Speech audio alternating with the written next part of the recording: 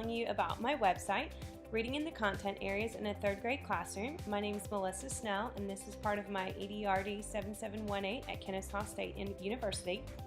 All of my information can be found up here at snelledrd7718.weebly.com. It's where I've got all my assignments. So start here. You can also click here and find information about Kennesaw State University. So I'll take you a little bit through this. Here we have the narrative, which was my content area unit plan narrative, and ours was China and writing, and we decided to do it in third grade. And in this project together, it was myself, Dana Harkey, and Samuel Colson all worked together. So here you can find my complete paper, or our paper. The next part will be our thematic web, which is right here. And then after that, you have our toolkit. All of these can be viewed in its entirety and read. Here we have our toolkit and every subject and the different ideas that we have. Then here I have all of my lesson plans. You can click to see all of my lesson plans, including my class lesson presentation. And you can also view that here, and you can see all of my student information and my presentation.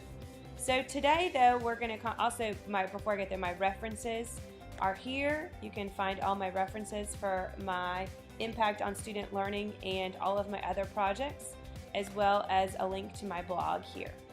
For this presentation, I'm going to focus on the impact on student learning. It says here, use the pull down tab, so I'll go through the different pull downs here. You've already seen the pictures of our school. You can click here, it'll take you to our website. Like you saw in the beginning, LOA, it's a charter public school. We're in Greensboro, Georgia. We're an hour outside of Atlanta. Here you see our population is small. We're definitely a small rural town, 3,370. Our racial demographics, our town is mostly African American, with 62% coming in African American, 33% Caucasian, 5 other. You see our median household income is $24,250. Our school actually has 415 students. We have pre-K through 8th grade. We are in the process of trying to expand and have a high school. We've been dealing with some different things with our county and some struggles with that being a charter school versus the regular public schools. But we are trying to expand and hopefully add on for next year. Our current racial demographics, this was as of last year, CRCT, were 89% Caucasian, 11% African American, 11% other. We have a pretty equal composition of females and males, 55 female, 45% male. We do serve children with disabilities, and currently about 5% of our school has students with disabilities. For this impact on student learning, I'm going to focus on third grade. Our third grade, we have 2 third grade classrooms. Each one has 20 students. Between the 2 teachers, there is 1 assistant.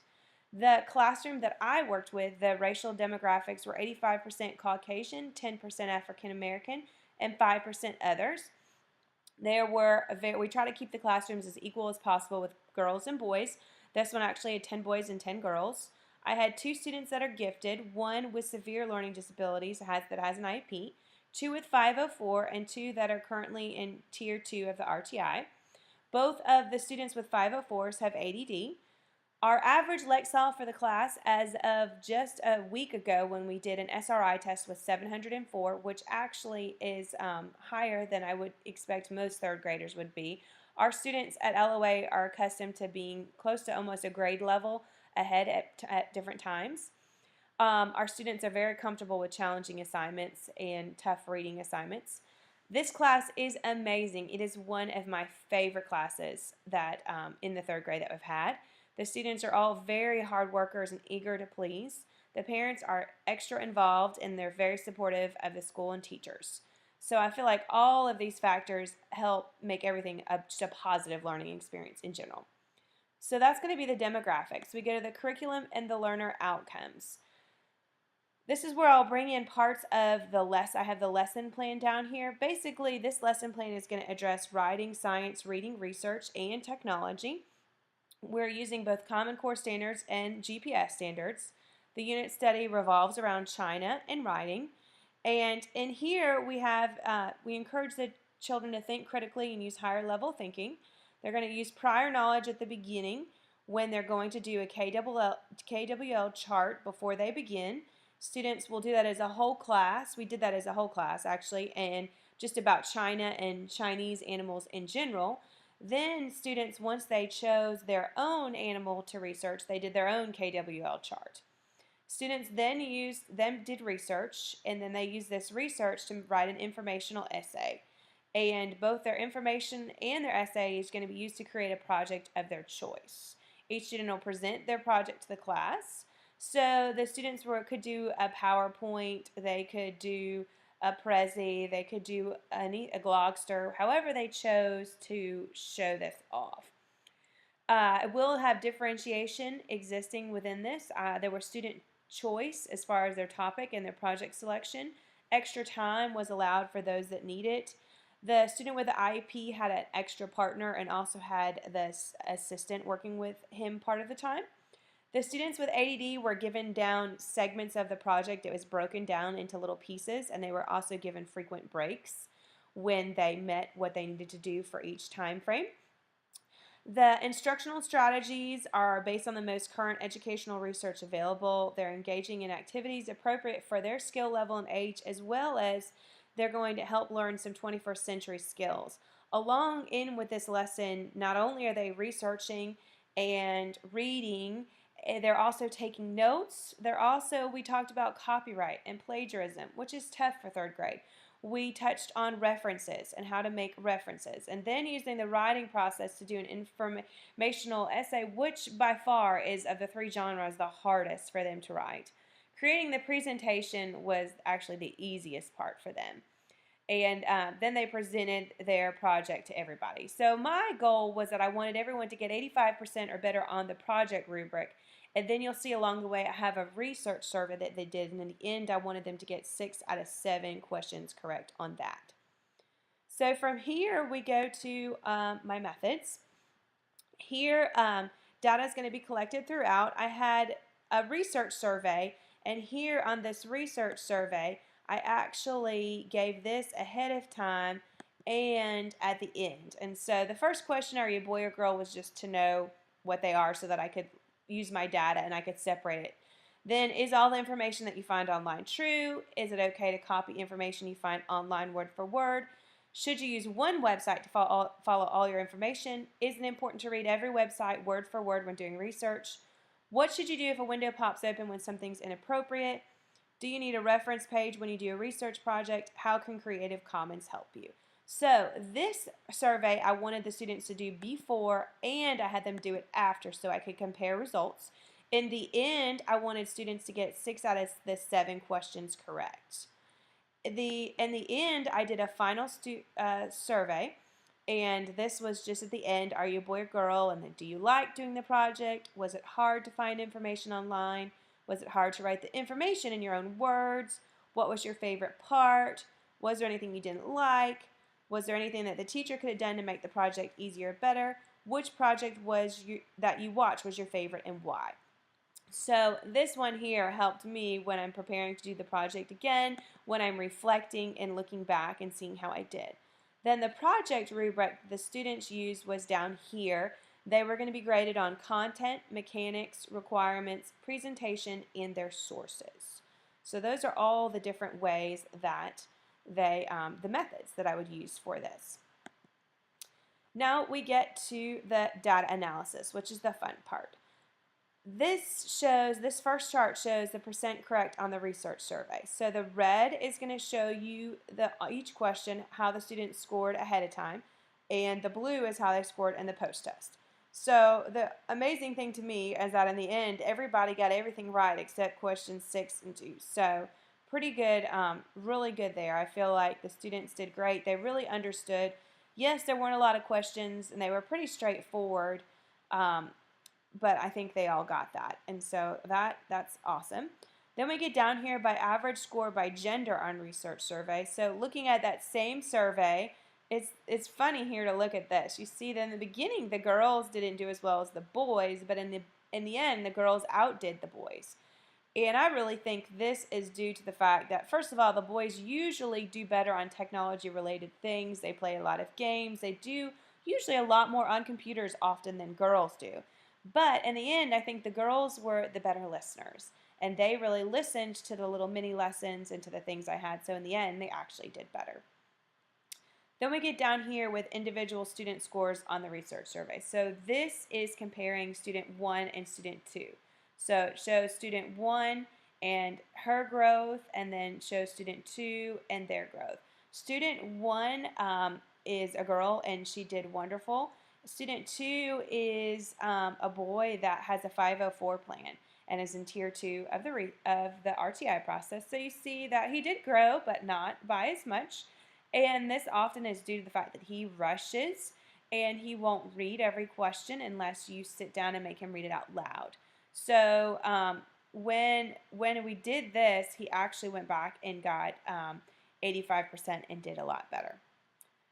So the last graph here is the rubric scores from the project. So here I've got everybody on the same graph. This shows the entire class. Remember, my goal was 85%. So here you can see, first of all, this would be 85%, and you can see, whoop, everybody hit my goal, hit the mark. Even student 2, who wasn't looking up from above, had some problems with the research survey. So everybody hit my goal. You see the entire class at an average, I believe it was 93. The boys had about a 90, girls 95. Student 1 got 100 on hers. She did wonderful. Student 2, 85, so he still did well. And the interesting thing was the boy that missed here, he showed mastery, but he had several grammatical errors, were just carelessness, because these were peer edited and teacher edited, so he obviously didn't get his changes where he should have. And his reference page was missing some things, and he really just needed to add a little bit more content. So that's why he didn't get that. And I went over all of this with him after. Down here, I won't go through them, but you can come back and, actually I will. I'll go super quick and see if this will pull up the student projects here. And I have the giant panda is an example of that one student did. And so you see here, you see that they've got some words, you got a picture, some other words and picture, and you see each one has a good paragraph on it. Did a good job, has lots of information, has a picture they drew, has a live webcam, so she's adding in some even extra things that you can see, and has references where they found pictures, all that. So that was the one that got 100. So down here, then you have student number 2. Remember, this one, he got an 85. So you see, again, not as much information. You'll find some grammatical errors along the way, some theirs that are wrong. And you see each slide doesn't have quite as much information on it. Here you don't see any link to the pictures. There's nothing extra. Kind of basic. So that's student 2. So then if we come down to reporting the data, this talks about what I did, which I've already really explained, that we did the pre and post survey, and this I actually did through My Big Campus, so the students were able to see their scores immediately. They could click on it, see what they missed, and read over it. The project rubric was returned to each child so they could go over it, and then I met with everyone that missed things, and I went over what needed to be redone, and they were given a chance to go back and redo it, and they could actually earn 5 extra points if they went back and did that. Then the rubric was sent home with their parents so that they could see them, and then we actually uploaded their projects to My Big Campus so that they could share them with all their family and friends. Everybody did a really good job, so we wanted to make sure to share this with everybody. I said that for the most part, everybody did wonderful. Several students missed a few things, didn't follow directions, but that's pretty much always going to happen with any class. So then we get back to reflections. My reflections section is long, and overall, I would say that it went really well. I think that when it asked about a learning objective where my students need more opportunity for growth, I said was lesson objective 3. The students will choose a format of taking notes and will take notes following proper copyright and plagiarism laws. This was the first time we ever really broached this subject in 3rd grade, and it was mind-boggling to them. They thought that they could just copy anything from anywhere and take a picture from anywhere and it was fine. So this was something new for them, and it took a little bit for them to understand that they really need to trace all their steps. They need to write down or copy URLs and where they get pictures. That was definitely hard for them. The other part that was really hard was a lot of the websites. They weren't always written at their reading level. And so if it's not written at their reading level, they had a hard time being able to put them in their own words. So, and then another problem which I find with all third graders is they want to write everything down. They have no idea how to pick out the most important project parts. So these are really all areas that we're going to continue to work on. I think prior knowledge helps, but having multiple exposures is going to make it even better, and just continuing to scaffold this process and doing it. I did say in the future I might, set out some websites that I've already found ahead of time might be best. The students were very successful. Everything went great. When I looked back at questions that they missed, it was about references and skimming over resources. Again, this stems back up to my first reflection, what we want to work on it. Like I said, they'd had very little experience with copyright, plagiarism, references, Creative Commons, and it was really just the first time. I think that as we go through this, the more they learn this, even in third grade, it's going to help so much in the future when they have research papers and they have to actually use MLA style. On the rubric, the students did great on requirements, mechanics, and presentation. What they did struggle, a few of them, was with content and references. References, just not showing all the references. In content, they just either had way too much or not enough. And again, that's just figuring out the right balance. Many instructional strategies were used. Students worked collaboratively at the beginning. They did KOL charts, watched videos, engaged in activities. They worked individually to pick their topic. I gave them lots of choice, which increased their motivation and desire to do well. I continuously monitored students around offering differentiation and checking in, helping to gauge how they were doing in their process. Students were given checkpoints, frequent reminders to help them. Students also that picked the same animal were allowed to sit down and share resources and talk through it with the other peers that might have been doing the same thing. They also picked their presentation style. While I gave a choice there, most of them picked PowerPoint because recently they just done a social studies group project with PowerPoint, so they all felt real comfortable with this. So that's why most of them did that. This third grade class, like I said, is very sweet, engaged. They get demographics or racial differences haven't caused any differences in achievement or success. They're good listeners. They were motivated. They did a really good job. The feedback was assessed in several ways: daily observations and discussions. I did a lot of mini lessons, redirection as needed, just things that all teachers do naturally as you're walking around. This final project survey gave me the opportunity to look back and see what the students really thought about it, so I could reflect and see what I need to do better in the future. The students said the hardest part was actually finding websites that they could read and understand. So in the future, I think I might create a page that has websites for them to go off of that I already know would work and be good for them. So this is something I'll do. Also, I had the students fill out a little survey that they had to do. They did a little index card as they listened to their peers, and they had to write one thing that they loved and one question that they had. And this really made the process of sharing the projects go very long. But I liked them, and it made all the students, they had to stay involved. They had to listen to all the presentations. They couldn't just sit back and go to sleep. So I liked that part of it. A lot of the index cards were a little monotonous and similar, kind of boring. They said the same thing and over again. But a few of the kids had really creative ideas. So I do think that that was good, and while it did take a lot of time, I would do it in the future. So from this, I get 3 future professional learning goals. One is I'm going to think of new and exciting ways to help students learn how to skim text and find important details. This is huge. Second, I'm going to locate a good database of research sites that are helpful and appropriate for younger students.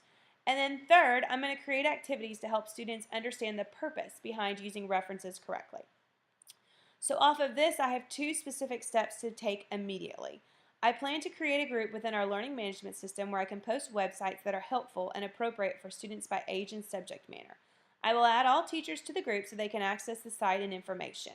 I'll also give the teachers right to add URLs to this page. We actually use a learning management system called My Big Campus, so I'm going to create a group there, and I'm going to use that to send out things and let teachers add to it. And then they'll have one place where they'll have everything.